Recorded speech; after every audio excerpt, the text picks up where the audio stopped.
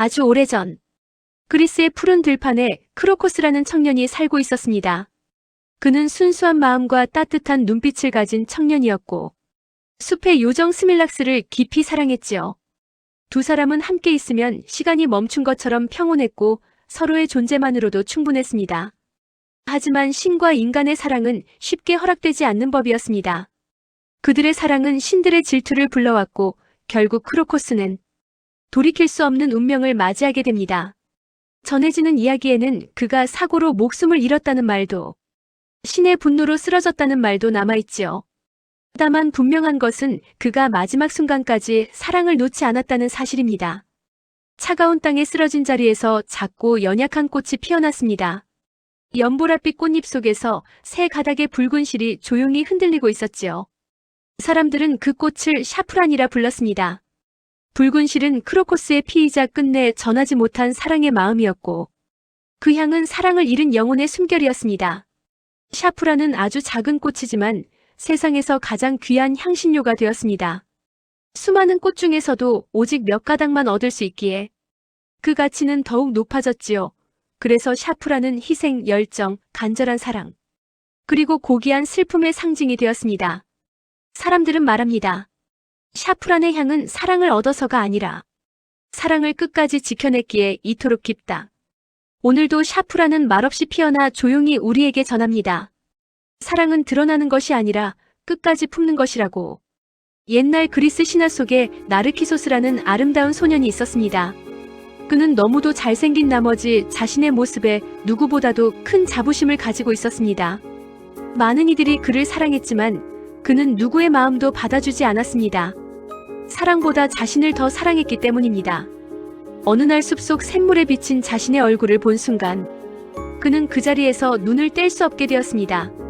맑은 물에 비친 모습은 너무나도 아름다워 그는 그것이 자기 자신이라는 사실조차 잊은 채 끝없는 사랑에 빠지고 말았습니다. 결국 샘물가를 떠나지 못한 채 그는 점점 힘을 잃어갔고 그 자리에 한 송이 꽃이 피어났습니다. 고개를 아래로 숙이고 물가를 바라보는 꽃. 사람들은 그 꽃을 수선화라 불렀습니다. 수선화는 자기애와 고독 그리고 깨닫지 못한 사랑의 슬픔을 상징합니다. 하지만 동시에 겨울이 끝난 뒤 가장 먼저 피어나는 꽃으로 새로운 시작과 희망의 의미도 함께 품고 있습니다. 그래서 수선화는 슬픔 속에서도 다시 일어나는 인간의 모습을 닮아 있습니다. 흰 수선화, 노랑 수선화, 분홍 수선화, 보라색 수선화, 주황 수선화, 파란색 수선화가 있는데 은은하고 달콤한 향이 난다고 합니다. 내용이 좋았다면 구독, 좋아요 부탁합니다. 한 산골 마을에 마음씨 고운 처녀가 살고 있었습니다.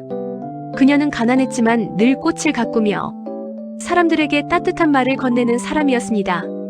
마을에 전쟁이 일어나고 사랑하던 연인은 전장으로 떠나게 됩니다. 그녀는 매일 산길에 올라 연인이 무사히 돌아오길 빌며 꽃씨를 뿌렸습니다.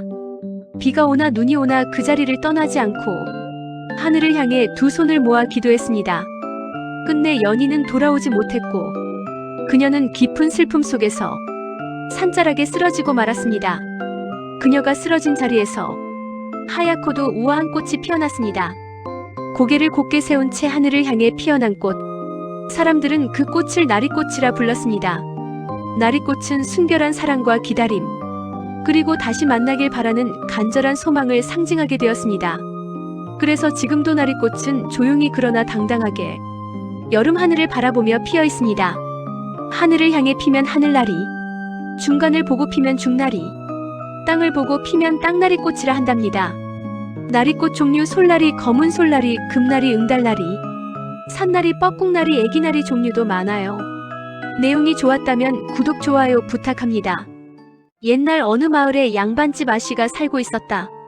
아씨는 담장 밖 세상을 한 번도 마음대로 나가보지 못한 채 살았다. 그러던 어느 날 담장 너머로 지나가던 젊은 선비를 보게 되었고 두 사람은 눈길 한 번 말 한마디 없이도 서로의 마음을 알아보고 하지만 신분의 벽이 높아 두 사람은 만날 수 없었다. 아씨는 매일 담장 옆에 서서 선비가 지나가기만을 기다렸고 선비 역시 담장 밖에서 아씨를 떠올리며 발길을 멈추곤 했다. 그러나 결국 선비는 먼 길을 떠나게 되었고 다시 돌아오지 못했다. 아씨는 그 자리에 서서 오지 않는 사람을 기다리다 병이 들었다. 죽기 전 아씨는 이렇게 말했다.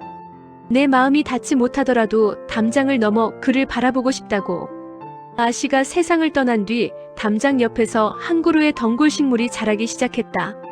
줄기는 담을 타고 올라 하늘을 향해 뻗어갔다. 그리고 여름이 되자 주황빛 꽃이 폭포처럼 피어났다. 사람들은 그 꽃을 능소화라 불렀다.